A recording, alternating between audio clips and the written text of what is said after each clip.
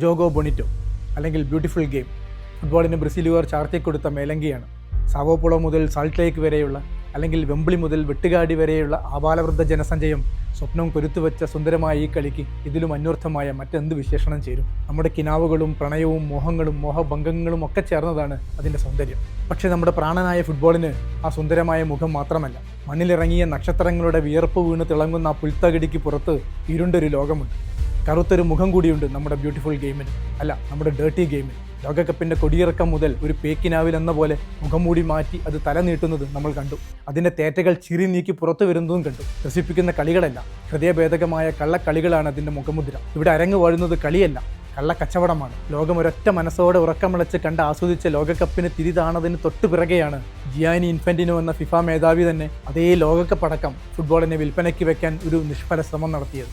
ഇതേ കളങ്കത്തിൻ്റെ പാപക്കറ പുരണ്ട കഥയാണ് ഇപ്പോൾ ലയണൽ മെസ്സിയുടെ പേരിൽ കേരളത്തിലും ആടിത്തിമർത്ത് പരാജയപ്പെട്ടത്. രണ്ട് കള്ളക്കച്ചവടങ്ങളിലും വിൽപ്പന ചരക്ക് ഫുട്ബോൾ തന്നെ. വിറ്റു കാശാക്കുന്നത്, കള്ളച്ചൂതിന് മറയാക്കുന്നത് നമ്മൾ ഫുട്ബോൾ ആരാധകരുടെ അഭിനിവേശത്തെ തന്നെ. ഫുട്ബോൾ ഭ്രാന്തമായ ലഹരിയായി സിരകളിൽ പടർന്നവർക്ക്, അതിൻ്റെ കാൽപ്പനിക സൗന്ദര്യത്തിൽ അഭിരമിക്കുന്നവർക്ക് ഈ വിവാദങ്ങളും അതിലെ സമാനതകളുമെല്ലാം യാദൃച്ഛികമോ അവിശ്വസനീയമോ ആണെന്ന് തോന്നിയേക്കാം.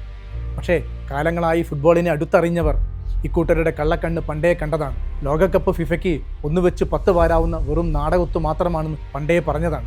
മെസ്സി കേരളത്തിൽ വരില്ലെന്ന് മുന്നറിയിപ്പ് കൊടുത്തതാണ്. മെസ്സിക്ക് വേണ്ടി വാരി എറിഞ്ഞെന്ന് പറഞ്ഞ കോടികളുടെ പോക്കുവരവിൽ അന്നേ സംശയം പ്രകടിപ്പിച്ചതാണ്. ഫുട്ബോൾ ഏറ്റവും സുന്ദരമായ കളിയാണ്, ഏറ്റവും ജനപ്രിയമായ കളിയാണ്. എന്നാൽ ഫുട്ബോളിനെ പോലെ ഇങ്ങനെ കാശെറിഞ്ഞു കാശ് വരാൻ, കള്ളപ്പണം വെളുപ്പിച്ചെടുക്കാൻ പറ്റിയൊരു കായിക വിനോദവും വേറെയില്ല. ഈ ജനപ്രിയത തന്നെയാണ് കള്ളക്കച്ചവടക്കാർക്കും കള്ളപ്പണക്കാർക്കും അതിനത്രമേൽ പ്രിയപ്പെട്ടതാക്കുന്നത്.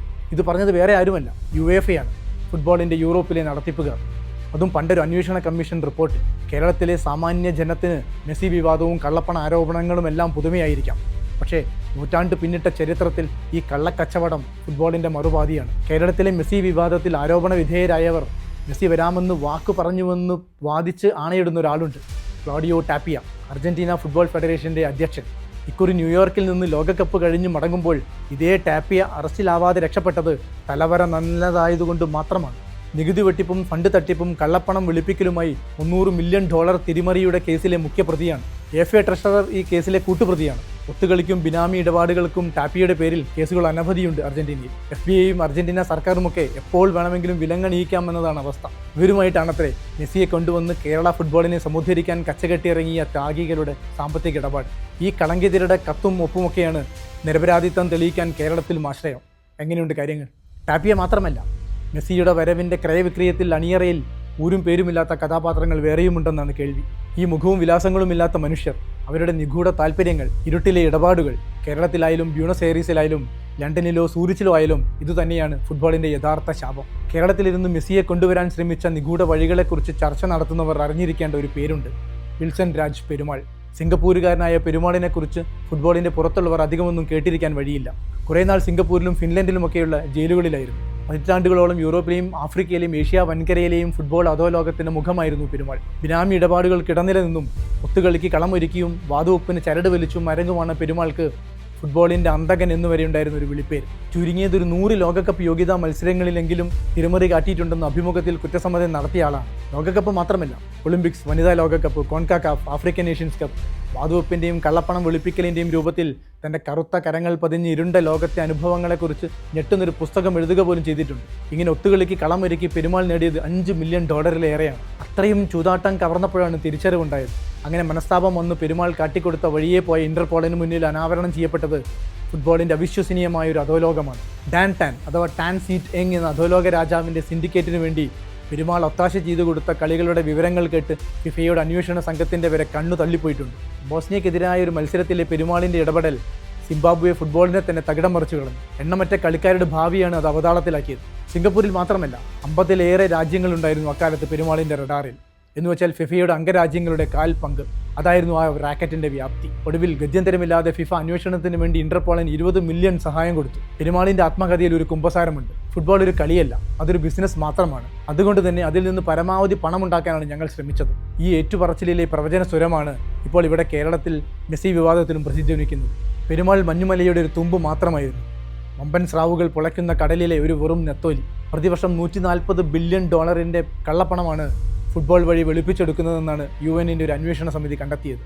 ക്ലബ്ബുകളുടെ വിൽപ്പന, കളിക്കാരുടെ ട്രാൻസ്ഫർ, വാതുവെപ്പ്, സ്പോൺസർഷിപ്പ്, സംപ്രേക്ഷണാവകാശം ഇതൊക്കെയാണ് സാമ്പത്തിക തിരിമറിയുടെ വഴികളെന്ന് 2009 financial action task force football ലോകത്തിന് മുന്നറിയിപ്പ് നൽകിയിരുന്നു. മുട്ടിപ്പോവാറായതോ കടത്തിലായതോ ആയ ക്ലബ്ബുകളാണ് ഇവരുടെ സ്വർണ്ണഖനികൾ.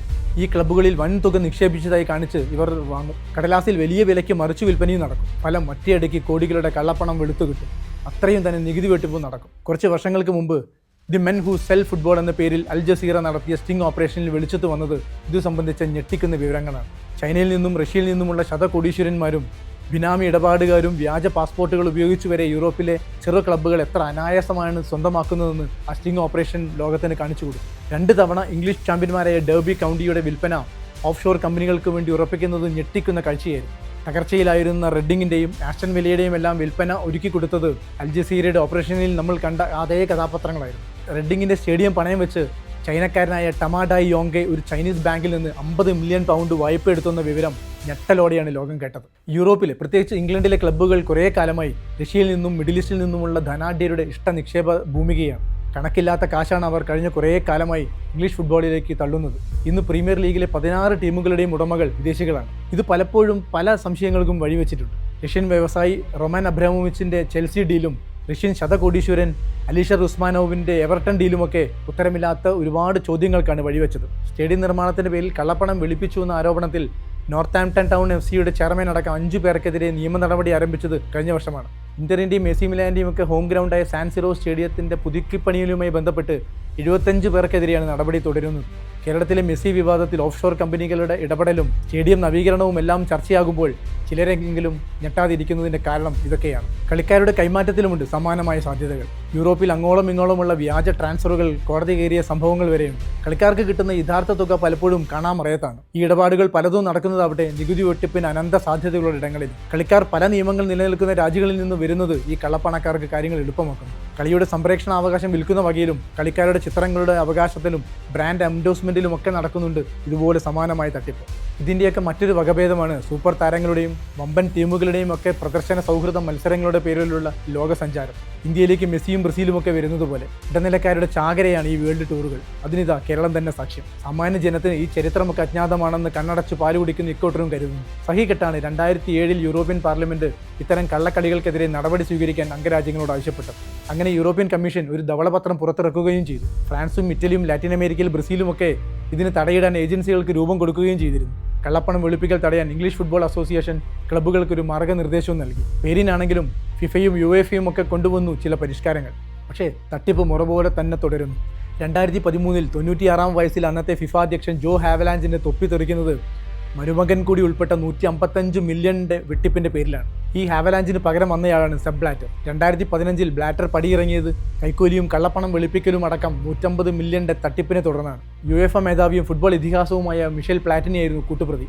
ജിയാനി ഇൻഫാന്റിനോയ്ക്ക് ഫിഫയിലേക്കുള്ള വഴി തുറന്നതും ഈ വെട്ടിപ്പാണ്. ഇതേ ഇൻഫാന്റിനോയാണ് ഒരു 10 പതിറ്റാണ്ടിന് ശേഷം മറ്റൊരു കള്ളക്കച്ചവടത്തിന്റെ പേരിൽ കുരിശിലേറി നിൽക്കുന്നത്.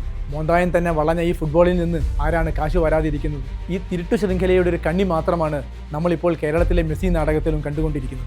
യൂറോപ്യൻ യൂണിയൻ ഇതാദ്യമായി ഫുട്ബോൾ ക്ലബ്ബുകളെയും കള്ളപ്പണം വെളുപ്പിക്കൽ നിരോധന നിയമത്തിന്റെ കീഴിൽ കൊണ്ടുവന്നിരിക്കുകയാണ്. ഇതിന്റെ ഭാഗമാവാൻ ക്ലബ്ബുകൾക്ക് 2029 വരെ സമയം അനുവദിച്ചിട്ടുണ്ട്. അതെ, നല്ല നടപ്പിന് 5 വർഷം. പണം ഒഴുകുന്നിടത്തോളം കാലം ഒരു നല്ല നടപ്പും ആരും പ്രതീക്ഷിക്കേണ്ടതില്ലെന്ന് മാത്രം. അത്രയും ഗംഭീരമാണ് ആ ചക്രക്കുടം.